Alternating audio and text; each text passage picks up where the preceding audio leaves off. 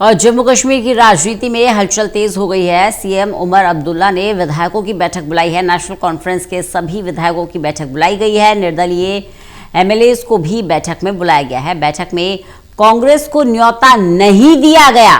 बड़ा अपडेट बता दें आपको, कांग्रेस को न्योता नहीं दिया गया है। अब सियासी गलियारों में नए समीकरण को लेकर अटकलें लगाई जा रही हैं।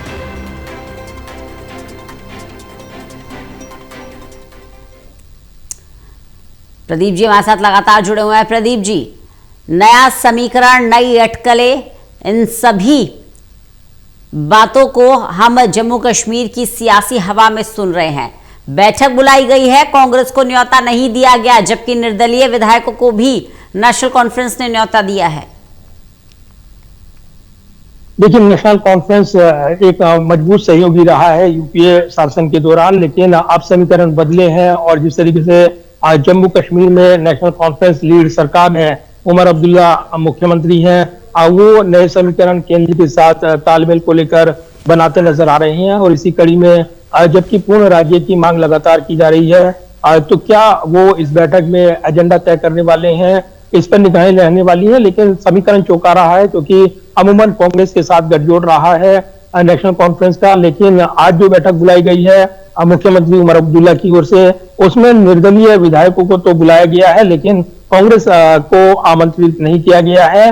लिहाजा इसको लेकर राज्य की राजनीति में एक सस्पेंस बना हुआ है। हालांकि ये तस्वीर साफ नहीं है कि आगे क्या बड़े निर्णय लेने वाली है राज्य सरकार, लेकिन जिस तरीके से चर्चाएं रही है कि वो केंद्र के साथ एक बेहतर संतुलन बनाते हुए अपनी योजनाओं का खाका पेश कर रही हैं और उनकी नई जो पटकथा है वो लिख रही हैं, तो कहीं ना कहीं क्या राज्य में नए समीकरण बन रही हैं, क्या एनडीए के पाले की तरफ बढ़ रहे हैं उमर अब्दुल्ला, ये सवाल सुर्खियों में है। क्योंकि एक के बाद एक राज्यों में हम देख रहे हैं कि विपक्षी खेमे का सफाया बीजेपी कर रही है।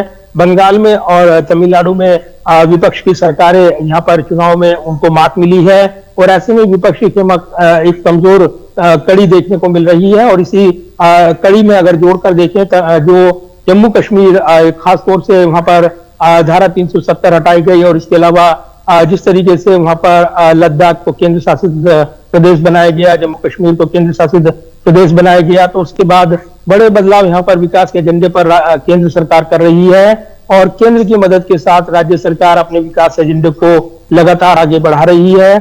तो इसको लेकर ये बैठक जो है, क्या आगे बदलाव है, एनडीए की तरफ जाने का झुकाव है, ये तमाम सवाल वहां पर राजनीतिक तौर पर लिए जा रहे हैं। इनका जवाब का इंतजार किया जा रहा है। आगे की रणनीति क्या होगी उमर अब्दुल्ला की, उन पर नजरें लगी हैं। तो फिलहाल जम्मू कश्मीर की राजनीति में हलचल बढ़ी हुई है। रंजना, चलिए, बहुत बहुत शुक्रिया प्रदीप जी हमारे साथ जुड़ने के लिए।